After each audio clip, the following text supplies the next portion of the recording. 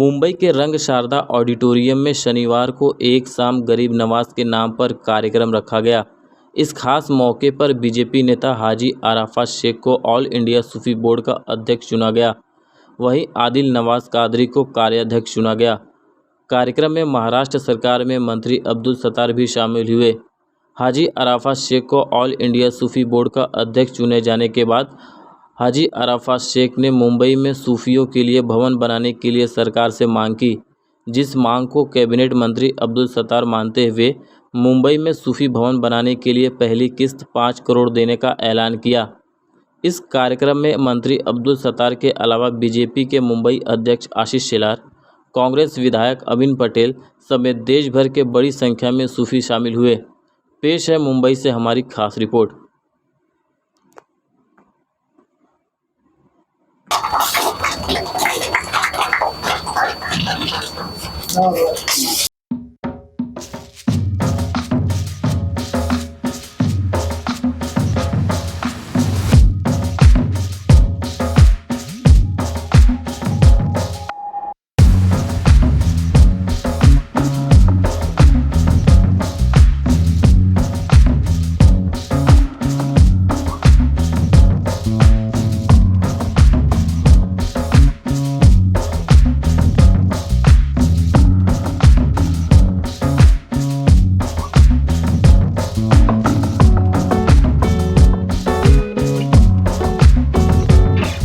के इतिहास में शायद पहला ऐसा मौका है जहां पे मुसलमानों के तरफ बहुत ज्यादा ध्यान दिया जा रहा है। आप बहुत अहम भूमिका निभा रहे हैं इसमें। ये सूफी बोर्ड की कल्पना है, आपको किस तरह से हुई और क्या कुछ होगा सूफी बोर्ड के जरिए? अस्सलाम वालेकुम। देखिए, ये ऑल इंडिया सूफी बोर्ड सरकार पीर आदिल के नाम पे आज उसका उद्घाटन किया गया है।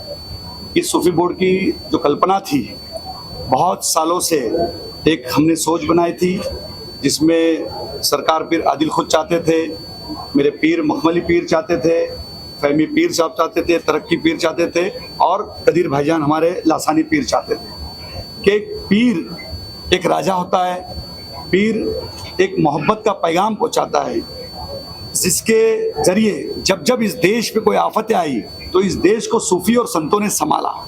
और ऐसा पीर, कामिल पीर, अगर कोई बात आती है तो पीर किसी के दरवाजे पे नहीं जाए, किसी सरकार के पास नहीं जाए, जबकि सरकार उनकी इजाज़त लेने के लिए पीरों के पास, राजा महाराजाओं को भी आना पड़ता है। तो ये एक हमेशा बात रही, तो जिसमें पूरे महाराष्ट्र भर में, देश भर में जब हमने देखा गया कि कभी कोई सूफी का इंतकाल हो जाता है, पर्दा कर जाता है, तो उसके बाद सरकारी कई अड़चनों का सामना करना पड़ता है, परमिशनों का सामना करना पड़ता है, दरगाह का परमिशन का, हुम्मत का परमिशन का करना पड़ता है, कलेक्टर कई चीज़ों के अंदर अड़ंगा डालते, जैसे कि मेरे पीर मखमली यूनुस अली शाह कादरी खपोली शरीफ में पिछले कुछ साल पहले खुद देवेंद्र फडणवीस जी ने उनकी दरगाह को धार्मिक स्थल का दर्जा दिया। ये अपने आप में एक बड़ी बात रही। इसी तरीके से महाराष्ट्र नहीं, पूरे देश में हर दरगाह को, सूफियों को धार्मिक स्थल का दर्जा मिलना चाहिए। ये जो सूफी बोर्ड जो बनाने का संकल्प है कि सरकार तक जाके एक ब्रिज का काम करे, हम लोग जाके सरकार तक बात रखेंगे। कई परमिशंस की बात आएगी तो सारे परमिशंस लेंगे। कई जगह पे एम्बुलेंस की सुविधा होनी चाहिए, प्राइवेट एम्बुलेंस हमने उपलब्ध करेंगे, हॉस्पिटल्स उपलब्ध करेंगे। सूफी भवन के जरिए हम पूरे देश भर के अंदर एक मोहब्बत का पैगाम पहुंचाने के लिए बहुत बड़ा एक प्लस पॉइंट होगा। इसलिए आज सूफी भवन, सूफी बोर्ड बनाया जा रहा है, जिसका आज हम तहे दिल से, हम महाराष्ट्र की सरकार से अल्पसंख्यक मंत्री, आज उन्होंने एक ऐलान जरूरी करके गए अब्दुल सत्तार जी ने कि मैं नवी मुंबई में सूफी भवन के लिए जगह उपलब्ध करके दूंगा और उस सूफी भवन के लिए महाराष्ट्र सरकार से 5 करोड़ रुपए सूफियों को भवन के लिए देने के लिए आज उन्होंने ऐलान किया। ये हम उनका तहे दिल से, महाराष्ट्र सरकार का तहे दिल से शुक्रिया अदा करते हैं। देवेंद्र जी पहले मुख्यमंत्री थे, उन्होंने उस वक्त पे दरगाह को धार्मिक स्थल का दर्जा दिया और इस वक्त के ऊपर अब्दुल सत्तार जी ने जगह सूफी भवन की और 5 करोड़ देने का वादा किया। ये अपने आप में एक बड़ी बात है। ये सूफी भवन जो होगा, जिसके जरिए हम पूरे हिंदुस्तान के जितने सूफी है उनको इकट्ठा जमा करने में, एक जगह लाने में, उनको आने जाने की, कोई पूरे हिंदुस्तान से अगर जब मुंबई शहर में कोई भी सूफी आएगा, कोई भी सिलसिले का होने दो, कादरिया, चिश्तिया, नक्शबंदिया, हर सिलसिले के सूफियों के लिए वो सूफी भवन खुला रहेगा। ये सूफी बोर्ड हर एक सूफियों के लिए, हर सिलसिले के लिए एक करामात चीज जाहिर होगी। आज हमारे साथ में फहमी पीर साहब बैठे हुए, कदीरुल्लाह शाह कादरी बैठे हुए, आज लासानी पीर साहब के बेटे, उनका भी डिक्लेरेशन किया जाएगा। इतने सारे पीर के सामने एक बोर्ड बना, अब बोर्ड का उद्घाटन और उसकी बोर्ड की सदारत यानी हाजी अराफात शेख को अध्यक्ष बनाया जा रहा है। ये मेरे लिए जिंदगी में बायसे फक्र की बात है कि इतने सारे सूफियों की जिम्मेदारी आज एक सूफी बोर्ड के जरिए दी जा रही है। मैं अल्लाह से दुआ करूंगा, इन सूफियों से खुद दुआ करने के लिए कहूंगा कि अल्लाह मुझे उस काबिल बना, जो जिम्मेदारी इन्होंने दी उसको निभाने वाला मुझे बना दे। और मैं केंद्र सरकार से, राज्य सरकार की जितनी योजना है वो सारी योजना मैं सूफी बोर्ड के माध्यम से हर दरगाहों तक के पहुंचाने में अल्लाह मुझे कामयाबी दे। हर दरगाह तो होती है, तो जैसे अब्दुल सत्तार जी ने कहा कि जो पर्यटक आते हैं दरगाहों पे, मानने वाले आते हैं, हिंदू, मुसलमान, सिख, ईसाई, जो कोई भी उस पीर को चाहने वाला, मानने वाला जो आएगा, तो उनकी जरूरत का भी ख्याल रखना बहुत जरूरी होता है। औरतें होती है, लेडी टॉयलेट होना चाहिए, जेंट्स टॉयलेट होना चाहिए, बैठने का इंतजाम होना चाहिए, खाने का इंतजाम होना चाहिए। कव्वालियाँ होती है तो कव्वालियों के लिए उसने वो प्रमाइसेस में जगह होनी चाहिए, आरामगाह रूम होना चाहिए। वो सारी चीज़ों का इंतजाम सूफी बोर्ड के जरिए, हर चीज़ सरकार से लेने की जिम्मेदारी सूफी बोर्ड की रहेगी। ये सारी चीज़ें, कई योजना अभी डिक्लेयर करेंगे, वो सारी योजना हम सरकार तक जाके मांगने में अल्लाह हमें कामयाबी देगा। एक वक्त था कि मुसलमानों को कहीं ना कहीं डर था कि जब भाजपा की सरकार आ जाएगी सत्ता में तो मुसलमानों के सारे हकों को छीना जाएगा, पर ऐसा ना होते हुए इसका उलट हो रहा है। जो कोई कल्पना भी नहीं कर सकता था बाबरी मस्जिद की, उसकी भी नींव आपने रखी, सूफी बोर्ड की भी रखी, और इस तरह के कई कार्यक्रम कर रहे हैं। इसके लिए शक्ति कहाँ से आती है, इसके लिए आप ही को कैसे सपोर्ट मिलता है? क्योंकि इससे पहले जितने भी नेता थे इस तरह की हिमाकत नहीं कर पाए, इस तरह की पहल नहीं कर पाए। देखिए, ये शक्ति मेरे बाजू में बैठी है। इतने बड़े बड़े बुजुर्ग, इतने बड़े बड़े पीर आज पूरे हिंदुस्तान के नामी गिरामी, जब जिनका पूरे हिंदुस्तान में डंका बजता है, उनकी दुआओं के बदौलत ये सारी चीज हो रही है। जो कुछ हो रहा है मुझे मेरे वालिदैन की दुआ, मेरे पीर की दुआ और इतने सारे पीरों की दुआओं लेकर मैं ये सारी चीज, अल्लाह मुझे ये सब करने में मुझे कामयाबी दे रहा है। आपको बोर्ड बनने से पहले डर मिल गया, ये बॉडी किस तरह से काम करेगी, किस तरह से पूरे देश भर में कितने दिनों में ये सारी चीजें हो जाएगी? देखिए, ये कितनी बड़ी बात है कि बोर्ड बनने के पहले, बोर्ड का उद्घाटन होने के पहले, डिक्लेरेशन होने के पहले सरकार ने एक बड़ा फैसला लिया और अब्दुल सत्तार जी ने 5 करोड़ रुपए कहा कि मैं 25 तारीख की मीटिंग के हम सबको बुलाकर 5 करोड़ रुपए की निधि देने की बात की। यही एक बड़ी पहल है, ये अपने आप में बड़ी बात है। मैं समझता हूँ देश में सुन्नी बोर्ड बना, देश में वक्फ बोर्ड बना, देश के अंदर मुस्लिम लॉ बोर्ड बना, पहली बार सूफी बोर्ड बनने जा रहा है। ये अपने आप में एक बड़ी बात रहेगी। देश में पहली बार इस तरीके की चीज हो रही है और उसके अंदर हर कोई सरकार का नुमाइंदा इसमें हमारे साथ खड़ा है, साथ दे रहा है। ये अपने आप में एक बड़ी बात है। बॉडी किस तरह से होगी, इसके कब तक डिक्लेयर होगी? पिछले 15 दिन के अंदर सभी बॉडी को डिक्लेरेशन किया जाएगा। पूरे हिंदुस्तान की बॉडी से पहले पूरे महाराष्ट्र, देश की पूरी बॉडी जिसमें अध्यक्ष होंगे, कार्याध्यक्ष होंगे, सर चिटनीस होंगे, उसके बाद पूरे महाराष्ट्र, पूरे देश भर के अंदर वाइस प्रेसिडेंट बनाए जाएंगे। एक हर स्टेट के अंदर एक प्रेसिडेंट बनाया जाएगा। उसकी टाइम्स ऑफ इंडिया, इनकलाब और अब सब टेलीविजन के माध्यम से पूरी लिस्ट जाहिर की जाएगी कि हर स्टेट का कौन पदाधिकारी है। इसकी तरीके से एक अलग चीज नजर आएगी जिसमें जो भाग सकता है, दौड़ सकता है, जो क्वालिफाइड हो और वो सूफी हो। सबसे बड़ी बात, वो सूफी जो जिसके सर पे ताज हो, ऐसे लोगों को चुना जाएगा और वो जल्द से जल्द आपके सामने उसकी यादी हम डिक्लेयर करेंगे। सूफी कोर्ट पे आपने लाइब्रेरी की बात करी, किस तरह से वो सूफी हॉल बनेगा, वहाँ पे कौन-कौन सी चीजें होंगी जो सूफीज़्म को लोगों तक पहुँचाएंगे? देखिए, उसके अंदर एक अद्भुत तरीके, हाईटेक तरीके से हमने सोचा है कि जब सूफी भवन तो बन जाएगा, लेकिन उसके अंदर हाईटेक तरीके से जितने हमारे पीर हैं उनके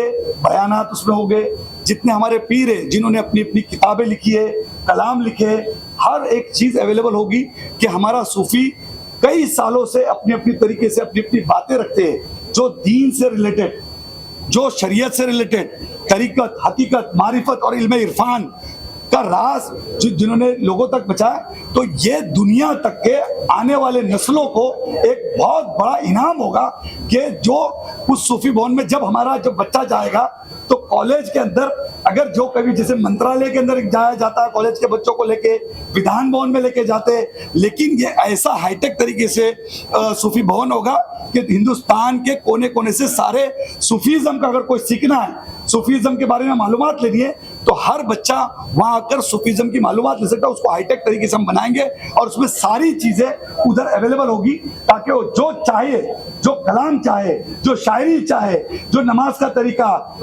रुकू में जाने का तरीका, शरीयत क्या बताती है, हकीकत क्या बताती है, तरीकत क्या बताती है, शरीयत क्या बताती है, इल्म इरफान क्या बताता है, वो सारी चीज हाईटेक तरीके से उस बच्चे के लिए होगी। ये हमारी नस्लों को उसका बहुत बड़ा फायदा पहुंचा। आपके बगल में कई सूफी बैठे हुए हैं, आप लोगों ने आशीर्वाद शेख जी को अध्यक्ष चुना है, आप लोगों ने कौन कौन सी जिम्मेदारियां आपको लगता है ये पूरी तरीके से पूरी कर लेंगे? मैं कुछ बातें बोलना चाहता हूँ। अध्यक्ष के रूप में कैसे देखते हैं आप लोगों ने अपने प्रेसिडेंट बनाए, सदर बनाए? हमारे जो है पीर भाई, गुरु भाई, हमारे मखमली हजरत हमारे सीनियर हैं, तो इनके वालिद मोहतरम को भी खिलाफत थी। हमारे पीर सरकार पीर आदमी बीजापुर रहने वाले, तो अकीदत करके यहाँ तक आई और उन्होंने कुछ बातें रखी, क्योंकि हम लोग तो अपने आप में मगन रहने वाले हैं। क्योंकि हमारा अंदाज ऐसा है, लगन मेरी चलन मेरा ज़माने से निराला है, बज़ाहिर में तो अंधेरा है मगर दिल में उजाला है। तो उसके बाद में बाबा आज के ज़माना ऐसा आ रहा है कि हमें कुछ तालीमात जवान बच्चों को देना है, जो वक्त गुजर गया ख्वाजा साहब के दीवाने हैं या अल्लाह की वलियों की जो हैं, होने के बाद में इनकी जो एक दिलचस्पी है और इनमें एक जो बात की एक पावर रखते हैं बात के अंदर, डंके की चोट पर बोलना, ये मुझे बहुत पसंद आया इनका। और उस वजह से हमने इनको सदारत के लिए हम लोग ज़्यादा बात करने वाले नहीं, हम लोग चोर लोग हैं। चोर लोग बोले तो ऐसी अल्लाह की बंदगी कर जैसा चोर चोरी करता है, इसलिए इसको हम लोग लगाम लगाते हैं। ज़्यादा बोलेंगे उतनी पकड़ होगी जितना बोलेंगे, लेकिन इन लोगों के पास, इनके पास में दोनों चीज़ें हैं, सियासत भी है और दिन भी है और मारिफत भी, बल्कि तीन चीज़ें हैं इनके पास। चलता है हमारा विकेट, हमारी दुआएं इनके साथ, इसी वजह से इनको हम मेरा सवाल कभी भी में दीनी तालीम होगी। अच्छा, मेरा सवाल दीनी तालीम होगी। ये सूफी बोर्ड के अंदर सूफिया कराम की जो बातिनी तालीम है, देखो आलिम उलमा तो हमें हर जगह मदरसों की तालीम दे रहे हैं, दीन की तालीम दे रहे हैं, शरीयत की तालीम दे रहे हैं, लेकिन अंदर से गौहर नायब कैसे चुन के निकाला जाए, वो कैसा ला जाए, तो हमारे सूफिया कराम में मेरे गरीब नवाज ने जितने भी सूफिया कराम थे, उन्होंने वो बातें, वो खानका ही तालीम बोलते हैं, उसके अंदर 9 दरवाजे रहते हैं, 9 दरवाजे बंद रख करके उसके अंदर जो तालीम होती है उसको हम खानका कहते हैं। सूफी साहब, आजकल जो है देश में बहुत ज्यादा बहस हो रही है, आपको भी उस बारे में पता होगा, इजराइल और हमास को लेकर, जो फिलिस्तीन के और इस समय इजराइल के बीच में युद्ध चल रहा है। हमास ने 6 तारीख को एक कत्लेआम किया था इजराइल में, जिसके जवाब में उनका कहना है कि गाजा के ऊपर बमबारी कर रहे हैं। आप इस पूरे घटनाक्रम को किस तरीके से देखते हैं, क्योंकि देश इस समय 2 हिस्सों में बंटा हुआ दिख रहा है, अपनी अपनी विचारधाराएं हैं, सरकार के ऊपर भी जो है कई सारे सवाल उठाए जा रहे हैं कि सरकार ने इजराइल का साथ क्यों दिया, क्योंकि सरकार की तरफ से पहले कहा गया था कि वो आतंकवाद की किसी भी तरीके की हरकत का मसम्मत करते हैं, इस वजह से उन्होंने वो स्टैंड लिया था। आप क्या कहेंगे सर? तो ये सवाल जो है बहुत बेहतर है, आपका सवाल करना बिल्कुल वाजिबी है उसके अंदर, लेकिन हमारा अपना ईमान, मैं अपनी बात करता हूँ सूफी के हिसाब से, वैसे तो है दुनिया में अहले कमाल भी चलती नहीं किसी की भी कुदरत के सामने, वो कायनात का मालिक और खालिक है। किसको वो मसला ऐसा है, चोर से कहता है चोरी कर, साहूकार से बोलता है जागते रहो।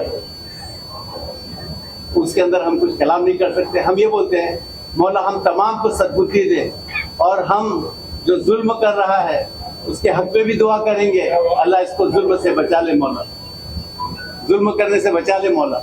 और जो जुल्म सह रहा है उसको हम कहेंगे अल्लाह इसको सब्र जमील अता फरमा, आमीन, सब्र जमील अता फरमा।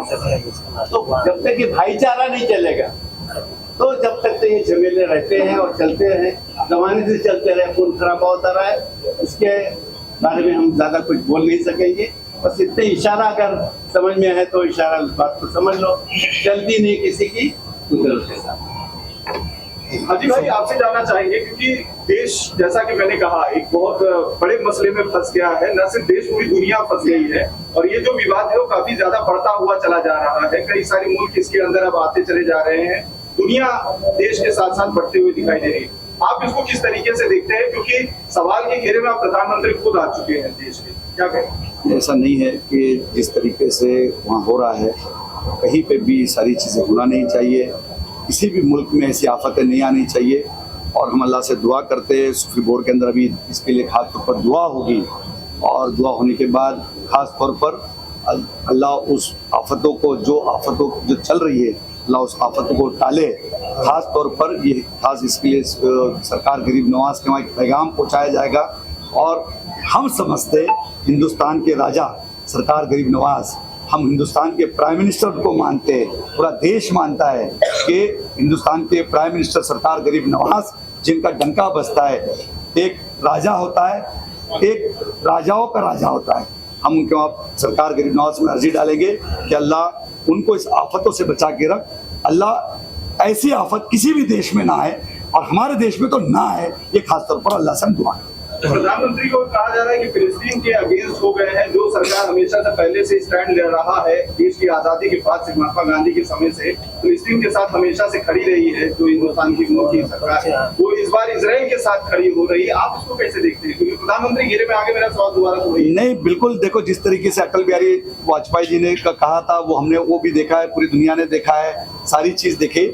हम इस चीज को देखेंगे कि उस चीज को किस तरीके से देखा जा रहा है, सरकारी यंत्रणा से किस तरीके से। अगर मैं दीन और मुसलमान के तरीके से देखा जाऊंगा तो हम विनती करेंगे जिस तरीके से सभी प्राइम मिनिस्टर ने देखा और जिस तरीके से जुल्म किसी पे ना हो, वो हमारे प्राइम मिनिस्टर ने भी सोचना चाहिए। और हमारे प्राइम मिनिस्टर ने जिस तरीके से सभी प्राइम मिनिस्टर ने सोचा और मदद का हाथ बढ़ाया, उसी तरीके से मदद का हाथ उनके पास भी जाना चाहिए।